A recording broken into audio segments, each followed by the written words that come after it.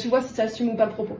Ok. Très important de le dire à voix haute. D'accord, ouais. Ouais. Comme j'ai tendance à être toujours sur la limite de ce qu'on peut dire. Oui, ça veut dire un peu borderline, c'est ça que tu veux dire? Borderline, j'ai pas envie d'aller jusque là, mais je parle beaucoup de sexe, je parle de situations où il faut être détendu de la claquette. Alors, quand tu parles de sexe et de situation, tu dis quoi par exemple? Un truc que je peux te donner sans spoiler, toutes les questions qu'on peut se poser autour de certaines pratiques qu'on n'ose pas avoir, par exemple. Ok. Tu vois, par exemple, j'ai tout un morceau de sketch, je dis que on a le droit de dire des gros mots là ou pas? Oui, allez, Je n'ose pas pratiquer le doigt dans le cul. Voilà. D'accord, Donc, ok. je te dis tel que je le pense. Et donc sur scène, avec le public, j'échange.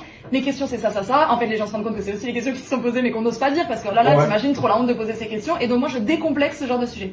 Voilà. C'est excellent. Venez, on se pose des questions. Les questions que personne n'ose poser. Venez, on les pose tous ensemble, on en rigole.